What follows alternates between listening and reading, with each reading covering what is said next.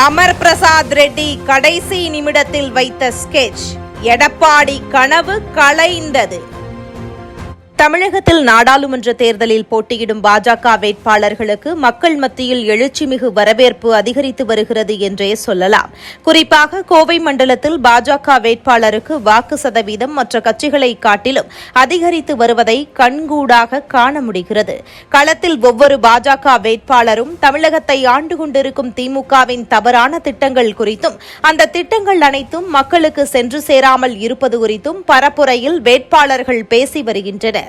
அரசியல் லாபத்திற்காகவும் அவர்களின் குடும்ப அரசியலுக்காகவுமே ஆட்சி நடத்தி வரும் திமுகவுக்கு இந்த நாடாளுமன்ற தேர்தல் ஒரு பாடமாக அமையும் என வேட்பாளர்கள் தெரிவித்து வரும் அதே வேளையில் அதிமுகவுக்கும் பாஜகவினர் பாடம் கற்பித்து வருகின்றனர். கோவையில் பாஜக வேட்பாளர் அண்ணாமலையை எப்படியாவது வீழ்த்திவிட வேண்டும் என்ற முனைப்பில் எடப்பாடி பழனிசாமி அதிதீவிர களப்பணியாற்றி வருகிறார்.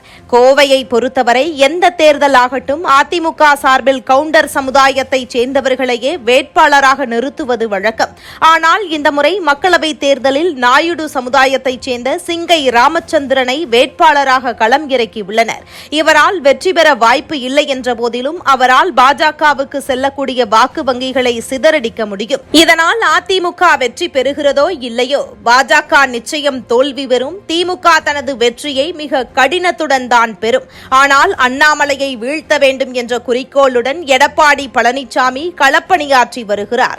தற்போது அனைத்து சமூகத்தைச் சேர்ந்தவர்களின் வாக்கு வங்கி பாஜகவிற்கு சென்று கொண்டிருக்கும் நிலையில் சிறுபான்மை சமூகத்தினரின் வாக்கு திமுகவுக்கே உள்ளது. இந்நிலையில்தான் பாஜக பக்கம் திரும்பி வரும் நாயுடு சமூகத்தை சிங்கை ராமச்சந்திரன் மூலம் பிரிக்க வைத்து அண்ணாமலையை டெபாசிட் இழக்க செய்ய வேண்டும் என எடப்பாடி நினைத்து மனக்கணக்கை போட்டு வைத்திருக்கிறார்.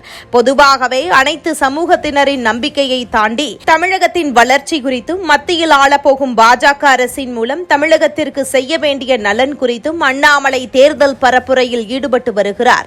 அண்ணாமலையின் உறுதித்தன்மை மற்றும் நம்பிக்கை பெரும்பாலான சமூகத்தைச் சேர்ந்த இளைஞர்களுக்கு பெரும் எழுச்சியாக அமைந்து அவர்களின் வாக்கு அண்ணாமலையை நோக்கி செல்லும் என நினைத்த அதிமுக சிங்கை ராமச்சந்திரனை வைத்து அண்ணாமலையை வீழ்த்தி விடலாம் என களப்பணியாற்றி வருகிறது.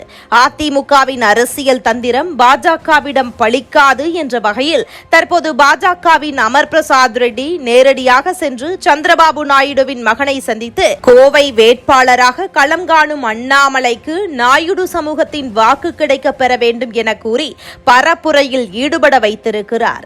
இந்த சம்பவம் அதிமுகவுக்கு பெரிய ட்விஸ்டாகவே அமைந்திருக்கிறது. மேலும் அண்ணாமலையின் வளர்ச்சி மற்றும் வெற்றி பெற்றால் கோவையின் அடுத்த கட்ட வளர்ச்சி குறித்து எடுத்துரைத்து தன் சமூகத்தைச் சேர்ந்த மக்கள் அண்ணாமலைக்கு வாக்களிக்க வேண்டும் என கூறி சந்திரபாபு நாயுடுவின் மகன் வாக்கு சேகரித்தார். அண்ணாமலை குறித்து சந்திரபாபு நாயுடுவின் மகன் பேசிய எழுச்சிமிகு வார்த்தை தற்போது நாயுடு சமூகத்தைச் சேர்ந்த மக்களிடையே பெரும் எழுச்சியை ஏற்படுத்தி இருக்கிறது என்றும் இந்த சமூகமும் பாஜகவின் பக்கம் திரும்பி வருகிறது என்றே சொல்லலாம். இது திராவிட கட்சிகளுக்கு பெரிய அதிர்ச்சியை ஏற்படுத்தி இருக்கிறது. இந்த விஷயத்தில் அமர் பிரசாத் ரெட்டி நேரடியாக களத்தில் இறங்கி அண்ணாமலையின் வெற்றியில் சிறு பிசிறு கூட ஏற்பட்டுவிடக் கூடாது என்பதற்காக தேசிய தலைவர்களை அழைத்து தேர்தல் பரப்புரையில் ஈடுபட்டு வருவது அதிமுக பொதுச் செயலாளர் எடப்பாடியின் கனவில் மண்ணை அள்ளி போட்டதாகவே இருப்பதாக அதிமுகவினர் கருதுகின்றனர். எந்த கோல் போட்டாலும் பாஜகவினர் அடித்து வருவது தற்போது கோவை திராவிட கட்சி வேட்பாளர்கள் மத்தியிலும் அதிமுக திமுக தலைமையிடத்திலும் பெரிய கலக்கத்தை ஏற்படுத்தி வருகிறது. ஒரு பெரிய எழுச்சி மிகுந்த அளவை இங்கு ஏற்படுத்தியிருக்கிறார். நம்முடைய வேண்டுகோளுக்காக அங்கிருந்து ஊரோடு வந்திருக்கின்றார்கள். நம்மளை எல்லாம் பார்த்து கோயம்புத்தூர் மாநகரத்தில் பேச வேண்டும் என்று. அதனால் நரே லோகேஷ் அவர்களுக்கு உங்கள் சார்பாக என்னுடைய நெஞ்சார்ந்த நன்றிகளையும் வணக்கத்தையும் தெரிவித்துக் கொள்கின்றேன். நம்முடைய விருந்தினர் முதல்ல பேச வேண்டும் என்கின்ற நம்முடைய மரபு. விருந்தினராக யார் வர்றாங்களோ முதல்ல அவங்களை பேச வைப்போம். அதனால் நேரடியாக அருமை சகோதரர் நரே லோகேஷ் அவர்களை பேசும்படி அன்போடு கேட்டுக் கொள்கின்றேன்.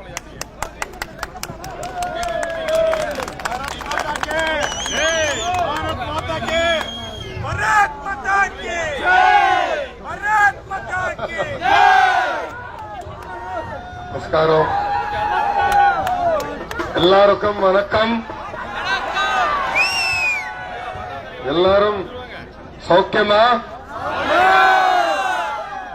ఈ రోజు తమ్ముడిని ఇంత ఘన స్వాగతం పలికిన తెలుగు వాళ్ళందరికీ పేరు పేరున నా ఉదయపూర్వక నమస్కారాలు. నేను గతంలో కోయంబత్తూరుకు వచ్చా.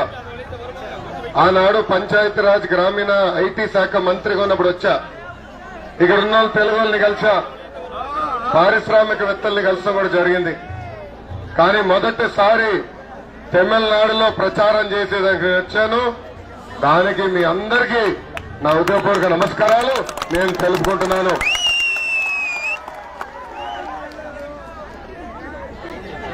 నేను ఇక్కడ ఎందుకు వచ్చానో చాలా స్పష్టంగా చెప్పే ముందల మిమ్మల్ని ఒక ప్రశ్న అడగాలనుకుంటున్నా. ఈ రోజు మీరందరూ ఒక ఉద్యోగం చేస్తున్నారు. ఆ ఉద్యోగానికి రాజీనామా చేసి ప్రజాసేవకు వస్తారా?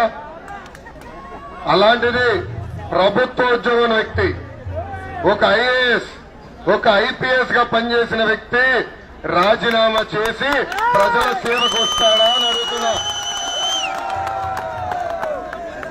అలాంటిది మన తమ్ముడు అన్నమలై గారు అతి చిన్న వయసులో ఐపీఎస్ ఆఫీసర్ అయ్యారు.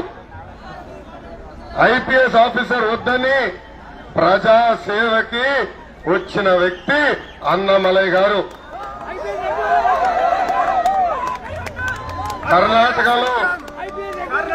కర్ణాటకలో ఆయన సింగం ఐపీఎస్, కానీ తమిళనాడులో తమ్ముడు అన్నమలై పీపీఎస్. పీపీఎస్ అంటే ఏంటో తెలుసా? Tamil people service. తమిళ ప్రజలకి సేవ చేసేదానికి వచ్చిన వ్యక్తి. తమిళ ప్రజలంటే నాకు చాలా గౌరవం. మీకున్న పట్టుదల, సంస్కృతిని కాపాడుకునేదానికి ఉన్న పట్టుదలకి నాకు చాలా గౌరవం. మీరు మీ భాష సంస్కృతి 10 ரூபாயோ 10,000 டிஜிட்டல் பேமெண்ட் டெக்னாலஜி மூலம் பேமெண்ட் உடனே கிரெடிட் ஆயிடுது. இந்த பேமெண்ட் டெக்னாலஜியை பார்த்து உலகமே வியக்குது. இந்த மாதிரி புதுமைகள் நம்ம நாட்டுல அடிக்கடி நடக்கும். இதுதான் மோடியின் கேரண்டி. நாட்டையே டிஜிட்டல் மயமாக்கிட்டாரு. அதனால என் மனசுல ஸ்கேன் பண்ணிட்டேன். என்னுடைய ஓட்டு மோதிக்கே. மீண்டும் வேண்டும் மோடி அரசு. இதுவே என்னுடைய கேரண்டி. தாமரைக்கு வாக்களியுங்கள். பாஜகவை வெற்றி பெறச் செய்யுங்கள்.